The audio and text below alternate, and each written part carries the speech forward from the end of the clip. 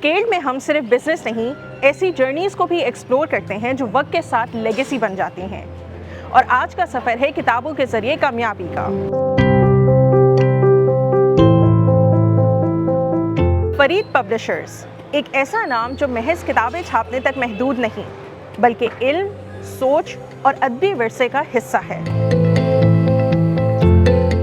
Farid publishers के CEO मुनम Farid हमारे साथ होंगे और उनसे हम जानेंगे कैसे किताबों से एक सस्टेनेबल बिजनेस खड़ा होता है, कैसे लेगेसी बिल्ड होती है और कैसे अदब को भी स्केल किया जा सकता है। अस्सलाम वालेकुम। वालेकुम अस्सलाम। Welcome to Scaled. अच्छा, सबसे पहले हमें ये बताएं कि फरीद पब्लिशर्स कब शुरू हुआ और कैसे ये आइडिया आया कि एक बुक स्टोर और पब्लिशिंग हाउस इस्टेब्लिश करता है। हमारा इदारा जो है वो 1986 में कायम हुआ है। Okay. जो कि हमारे इदारे के रूए रवां सैयद फरीद हुसैन साहब यानी कि मेरे फादर, उन्होंने कायम किया था। और इसकी बुनियादी वजह ये है कि जब वो क्लास 3 में थे तो वो यहाँ पे जो है वो उनको मुलाजमत के लिए उनके फादर यानी कि मेरे दादा ने यहाँ पे भेजा अपनी पढ़ाई के साथ साथ कि वो अपने जो है वो यहाँ पे अपना टाइम स्पेंड करें। उन्होंने यहाँ मुलाजमत करी और फिर मुलाजमत के साथ आगे चल के उन्होंने जो 1986 में जो है ये इदारा कायम किया। आपने ये तो बताया कि फरीद पब्लिशर्स कैसे शुरू हुआ और इसमें आपके वालिद साहब का क्या रोल था, पर आप कैसे इस कारोबार का हिस्सा बने? मुझे क्योंकि ख़ुद जो है ना वो किताबें पढ़ने का बहुत शौक़ था, और सिर्फ मुझे ही नहीं, मेरे भाइयों को भी किताबें पढ़ने का बहुत शौक़ है। तो हम होता ये था कि वालिद साहब जो है ना वो हफ्ता या इतवार की छुट्टी में जो है वो हमारे लिए उर्दू की कोई अच्छी सी किताब लेकर आ जाते थे। होता ये था कि फिर मैं जो है ना वो किताब पढ़ता था, और एक दिन फिर मैंने अब्बू से पूछा, मैंने कहा अब्बू आप किताबें कहाँ से लेकर आते हैं? तो उन्होंने कहा तुम्हें यही नहीं पता कि हमारा अपना इदारा है फरीद पब्लिशर्स के नाम से। तो फिर ये हुआ कि मैं वहाँ पे आहिस्ते आहिस्ते जाना शुरू हुआ। मेरे बाद मेरे साथ साथ मेरे 2 भाई ताहा और दिलावर, वो भी वहाँ पे आए। तो फिर वहाँ से मेरे अंदर एक ये जुस्तजू हुई कि मैं जाऊँ और देखूँ कि हमारा इदारा कैसा। अच्छा, वालिद साहब का ये था कि जब मैं 8th क्लास में आया तो उन्होंने कहा कि फालतू किसी जगह टाइम स्पेंड करने से अच्छा ये है जो कि हमारे नौजवान कर रहे होते हैं आजकल। उन्होंने कहा कि अपने इदारे आओ और वहाँ पे थोड़ा सा टाइम स्पेंड करो।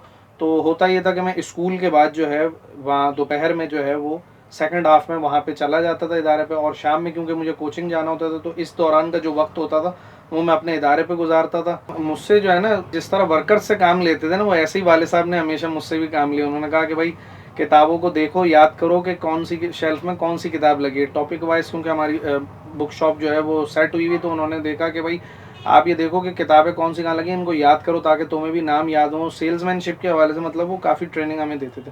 इसके अलावा क्योंकि खुद हम ज़ाहिर है पब्लिशर हैं, तो पब्लिशर के हवाले से ये होता था कि प्रेस पे कभी भेज दिया कि जाके वहाँ देखो भाई किताब हमारी प्रिंट हो रही है, तो वहाँ देखो क्या काम चल रहा है, वर्कर सही तरीके से काम कर रहे हैं नहीं कर रहे हैं, या बाइंडिंग जहाँ पे हो रही होती थी किताबें वहाँ चले गए, या डिज़ाइनर्स के पास, क्योंकि मुझे खुद बहुत शौक था कि टाइटल्स के जब मैं कवर देखता था ना अट्रैक्टिव होते थे, तो मैं कहता था मुझे भी जो है ना डिज़ाइनिंग आनी चाहिए। तो मैं ज़्यादातर अपना जो है ना टाइम शॉप के बाद अगर मेरे पास जितना भी टाइम बचता था ना वो मैं अपने जहाँ पे हमारे डिज़ाइनिंग वगैरह कंपोजिंग का काम हो रहा होता था मैं वहाँ जाता था और मैं देखता था बैठ के कि वहाँ पे किस तरह का काम हो रहा है। अच्छा देखिए, मुझसे जब भी कोई ये सवाल करता है ना कि रीडिंग हैबिट कम हो रही है या लोग अब किताबें कम पढ़ रहे हैं, तो ऐसा बिल्कुल भी नहीं है।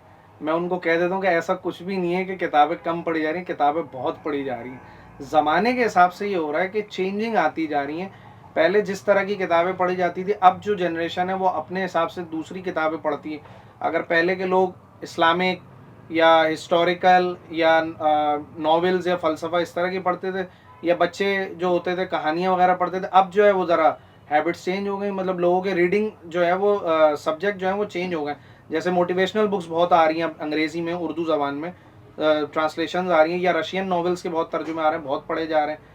ख़वातीन के जहाँ पहले रुझान था कि कुकिंग बुक्स ख़रीदें और उससे हम खाना पकाना सीखें, तो अब वो उसको छोड़ के और ड्रामों को छोड़ के अब वो नॉवेल की तरफ आ गई हैं, उर्दू और इंग्लिश नॉवेल्स पढ़ रही हैं कि उनको पता चले कि ज़माने में क्या चल रहा है। ये किताबें उनको मदद दे रही हैं।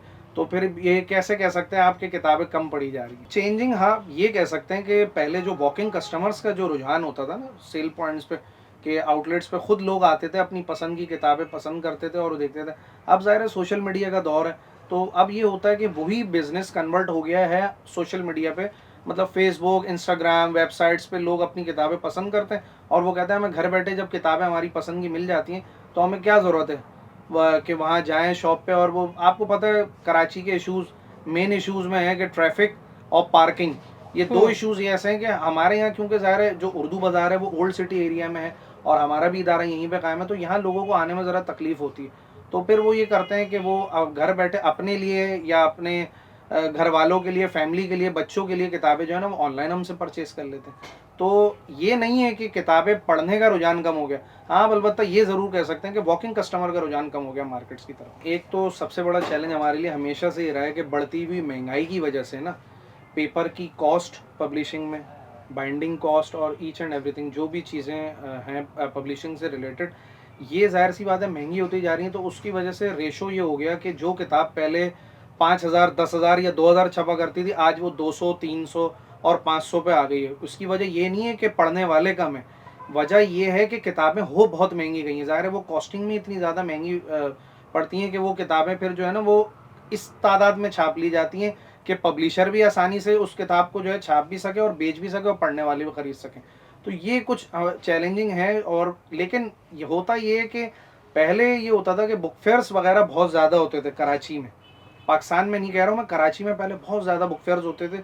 तो ये होता था कि जो लोग बुक स्टोर्स पे नहीं आ पाते थे वो बुक फेयर से जाके सस्ती किताबें लेते थे, वो वहाँ पे उनके लिए डिस्काउंटेड ऑफ़र वगैरह ये होती थी, तो वहाँ पे वो किताबें ख़रीद लेते थे। लेकिन अब जो ज़माना तब्दील होता जा रहा है या जो हालात हो गए इसकी वजह से, अब बुक फेयर्स कम होने की वजह से ना अब एक बड़े चैलेंज का सामना ये हो गया कि पहले की तरह किताबें सेल नहीं होती। ये नहीं कहते कि किताबें फ़रोख्त नहीं हो रही या पढ़ नहीं रहे, लेकिन पहले के मुकाबले में थोड़ा सा रेशो कम हुआ है। कुछ अपने बुक फेयर का बताएं जो आप पिछले 40 साल से रमज़ान में आप फरीद बुक पब्लिशर्स जो है वो लगा रहा है, उसका अगर आपके पास कोई कैलकुलेशंस हो, आपको कैसा रिस्पांस मिलता है, कैसी आपकी सेल्स रहती हैं, कुछ उसके बारे में बताएं। रमज़ान शरीफ में जो हमारा बुक फेयर होता जा रहा है अल्हम्दुलिल्लाह वो हमारा एक वर्ल्ड रिकॉर्ड है। मतलब कोई भी आज तक इस तरह कंटिन्यूसली, एक तो हर साल होता है बाकायदगी से, और पूरे माह के लिए एक इदारा कोई भी ऐसा नहीं है जो ऑर्गेनाइज करता हो, ये रिकॉर्ड हमारे ही पास है।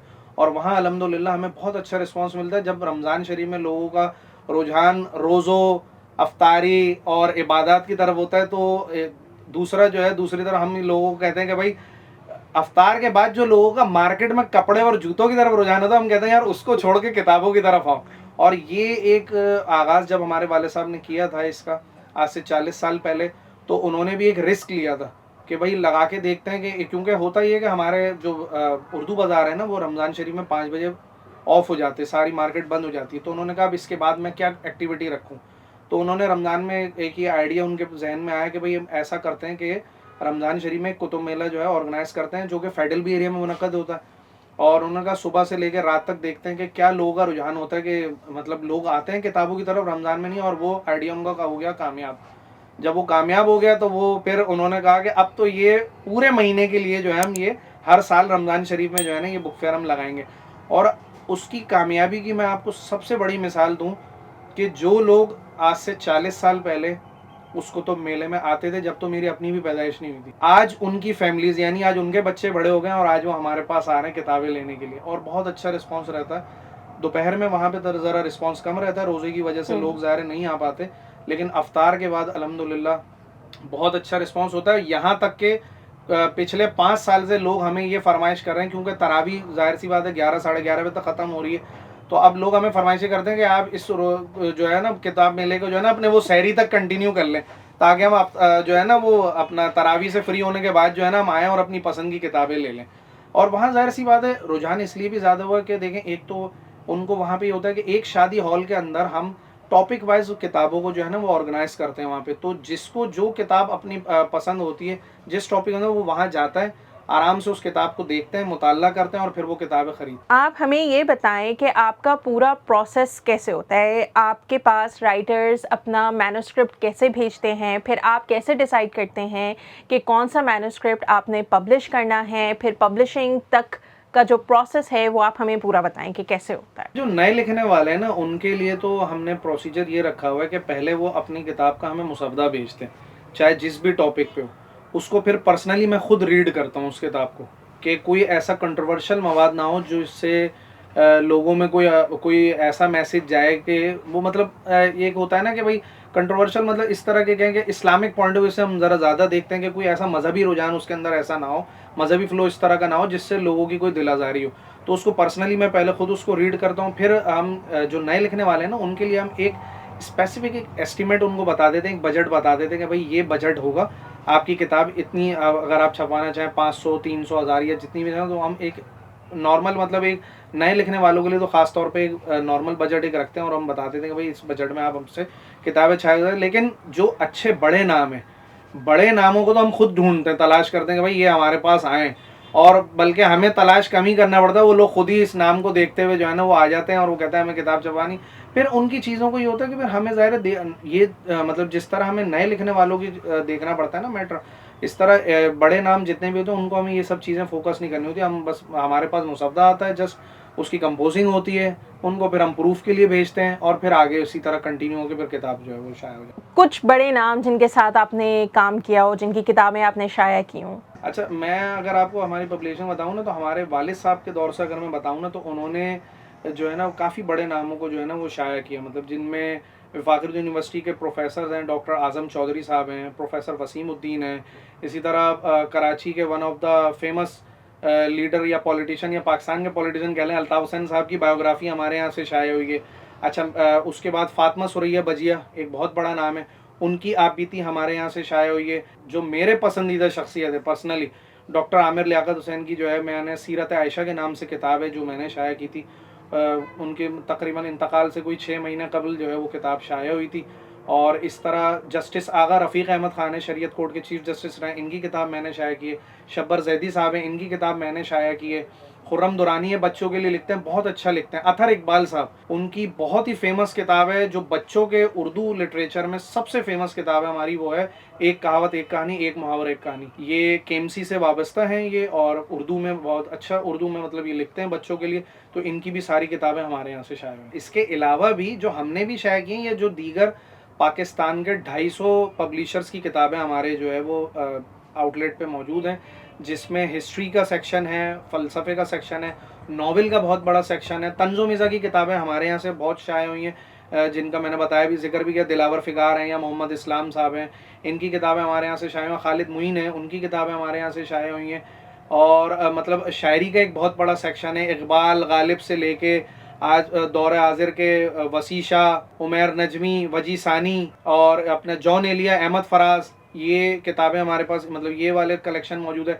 इस्लामिक लिटरेचर बहुत ज़्यादा है, हदीस मुबारका से रिलेटेड किताबें काफ़ी हैं, स्कॉलर्स की किताबें हमारे पास मौजूद हैं, English motivational books, Urdu motivational books, ये हमारे पास, पॉलिटिकल किताबें काफ़ी, करंट अफेयर्स से रिलेटेड हैं, सिलेबस से रिलेटेड भी होती हैं कुछ किताबें, रुझान हमारा कम है लेकिन सिलेबस से रिलेटेड भी हमने किताबें शाया भी की हैं और वो हमारे आउटलेट पे भी मौजूद। बेस्ट सेलिंग जो मैंने आपको जिक्र किया, सबसे बेस्ट सेलिंग अगर कहें तो एक कहावत एक कहानी हमारी किताब है, जो बच्चों में बहुत ज़्यादा मकबूल है और उसके तकरीबन कोई 10 से ज़्यादा एडिशन जो हैं वो शाया हो चुके हैं। हेल्थ की किताबें भी हमने शाया की, योगा के हवाले से उर्दू ज़बान में वाहिद इदारा है हमारा फरीद पब्लिशर, जिसने योगा के बड़े नाम, जिसमें योगी वजाह साहब जो चैनल से वाबस्ता हैं, डॉक्टर शाहाब नूर, अनीस अहमद, इनकी किताबें भी हमारे यहाँ से शाया हुई हैं और इसका पढ़ने का रुझान भी बहुत ज़्यादा है। ये किताबें बल्कि हमारी कराची पाकिस्तान से क्या, बाहर इंडिया और दुबई से भी हमें लोग जो है कॉन्टैक्ट करते हैं, मेलबर्न से, न्यू जर्सी से भी कॉन्टैक्ट करते हैं कि ये वाली किताबें चाहिए। वो योगा का यहाँ ज़रा रुझान कम है, यहाँ तो ट्रेनर्स मेहनत कर रहे हैं लेकिन लोगों का रुझान कम है, लेकिन बाहर ममालिक में योगा को बहुत ज़्यादा फोकस किया जाता है, तो उर्दू में हमसे वहाँ वो लोग मांगते हैं और यहाँ से हमारी किताबें जो हैं वो वहाँ पे एक्सपोर्ट होती हैं। अब अगर कोई चाहे कि वो अपना पब्लिशिंग हाउस इस्टेब्लिश करे, तो क्या उसके लिहाज से ये सही फैसला होगा, और अगर वो कर ले तो आप उसे क्या एडवाइस देंगे? अच्छा, नए इदारा खोलना अब आसान नहीं है आज के दौर में, जो महंगाई के दौर है ना उसमें, आज के दौर में नया इदारा कायम करना आसान नहीं है। ये क्योंकि देखें हमारा इदारा तो 40 साल कबल ये पौधा ज़ाहिर हमारे वालिद ने जो है लगाया था, तो ये आज तक जो है ये इदारा कायम हो रहा है। वरना अब इस बिज़नेस में हमने ये भी देखा कि बाज़ इदारे इन 5 सालों के अंदर बंद भी हुए हैं, और बंद वो क्यों हुए कि उन्होंने अपने आप को ज़माने के हिसाब से तब्दील नहीं किया। क्योंकि देखिए अब सोशल मीडिया का दौर है, मैंने आपसे कहा ना कि 70% बिजनेस अब हमारा ऑनलाइन की तरफ चला गया, तो हमारे मेजॉरिटी पब्लिशर्स पाकिस्तान के ऐसे हैं जिन्होंने जो है वो अपने आप को ज़माने के हिसाब से तब्दील नहीं किया। नई किताबें जो लोग जिस तरह की पढ़ना चाह रहे हैं वो किताबें उन्होंने शाया नहीं की, वो अपनी वही पुराने ख्यालात के हिसाब से किताबें छापते रहे या बेचते रहे, तो वो इदारे फिर बंद हो गए। तो नए इदारे, हाँ ये मैं आपको बताऊँ, बाज़ हमारे बड़े नामवर निगार, मतलब नावल निगार, उन्होंने भी इदारे कायम किए, मैं नाम नहीं लूँगा, लेकिन उन्होंने भी इदारे कायम किए पब्लिशिंग के, और वो जो है मतलब उन्होंने कोशिश करी कि हम किसी तरह अपने इदारे को जो है ना बहुत अच्छे तरीके से लेके जा रहे हैं। लेकिन उनको फिर मैंने मशवरा दिया, देखें आपका काम लिखना है, आपका काम छापना नहीं है। लिखते आप अच्छा हैं, छापने का काम हमारा ही, हमें ही करने दीजिए। मैं ये नहीं कहता कि वो इदारा ना कायम करें, लेकिन देखें ये एक मुश्किल टास्क है। देखें किताब लिखना और छापना ये कोई मुश्किल बात नहीं, ये कोई भी कर सकता है। असल बात होती है किताब पढ़ाना। किताब पढ़े कैसे, आपकी किताब कोई क्यों खरीदे। तो ये जो मार्केटिंग के टर्म्स है ना, ये जिस तरह एक पब्लिशर एक जानता है, जो हमें जैसे मिली है विरासत में सारी चीज़ें कि बेटा किताब को मार्केट आपने इस तरह करना है, लोगों को इस तरह की किताब, लोगों के माइंडसेट को समझना कि आप मुझसे कोई किताब खरीदना नहीं, तो मैं पहले आपके माइंडसेट को समझूं कि आप किस तरह की किताब पढ़ना चाह रहे हैं। ये अब जो नए छापने वाले जो नए पब्लिशर्स आ रहे हैं ना, वो समझ रहे हैं कि बस हम ऑनलाइन ही जो है वो किताबों को जो है ना वो सेल कर सकते हैं। ऐसा नहीं है। पहले आप लोगों के माइंडसेट को समझें कि वो किस तरह की किताब पढ़ना चाह रहे हैं। अगर आप उस लेवल की किताब छापते हैं तो लोग खुद आपसे रब्ता करेंगे, दुनिया भर से आपसे रब्ता करेंगे कि हमें हमें ये किताब आपकी चाहिए जो आपने छापी। लेकिन अगर आप उनके हिसाब से नहीं छापेंगे ना, या उनके हिसाब से राइटिंग उनको नहीं मिलेगा फ्लो राइटिंग में, तो वो किताब नहीं खरीदेंगे, और वो फिर इदारे बंद ही हो जाते हैं, जो कि हम 5 साल में ये देखते आ रहे हैं। बल्कि इस पे हम भाइयों ने बहुत मतलब डिस्कशन करी कि यार ये लोग क्यों इस तरह, यार ये राइटर्स हमारे साथ मतलब करेंगे, भाई इनका काम तो लिखना था, छापने का काम तो हमारा था, इस तरह क्यों हुआ।